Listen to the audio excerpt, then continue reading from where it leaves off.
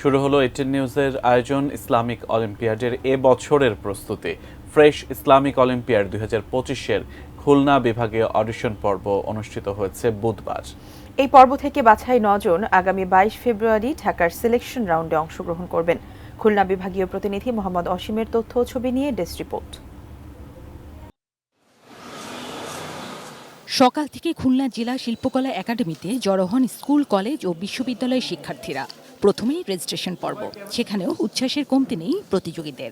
এখানে এসে আমার খুব ভালো লাগছে। আমি কিছু পাবো কিনা সেটা আমি জানি না, কিন্তু ইনশাআল্লাহ পরবর্তীতে একদিন পারবো। এটা আমার লাইফের বেস্ট অডিশন ছিল, খুবই ভালো। আমি ফার্স্ট হই না হই, কিন্তু ইনশাআল্লাহ অন্যরা ভালো করবে। বিচারক মণ্ডলীর সামনে একে একে দাঁড়ান প্রতিযোগীরা।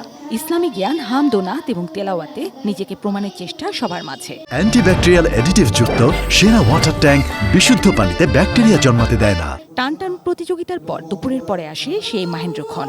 স্কুল, কলেজ ও বিশ্ববিদ্যালয় থেকে সেরা 9 জনকে দেয়া হয় শুকরান কার্ড। ঢাকায় গিয়ে দেশ সেরা হওয়ার প্রত্যাশার কথা জানান বিজয়ীরা। আমি ফার্স্ট হয়েছি, তো আমি এখন সবার কাছে একটি কথাই বলবো, আমার জন্য সবাই নেক্সট রাউন্ডের জন্য দোয়া করবেন।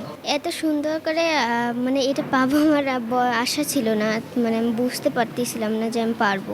আলহামদুলিল্লাহ, দোয়া করবেন যাতে আশা করি আরো ভালো করতে পারি সামনে। এটিএন নিউজের উদ্যোগে ফ্রেশ ইসলামিক অলিম্পিয়াডের এমন আয়োজনে খুশি বিচারকরাও।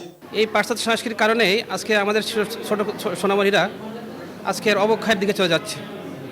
এই অবক্ষয় যদি রোধ করতে হয়, তাহলে এই ধরনের প্রোগ্রামের আরও অ্যারেঞ্জ করা প্রয়োজন। আজকে আমি ধন্যবাদ জানাই এটিএন নিউজকে, যে এই ধরনের প্রোগ্রাম তারা অ্যারেঞ্জ করছে।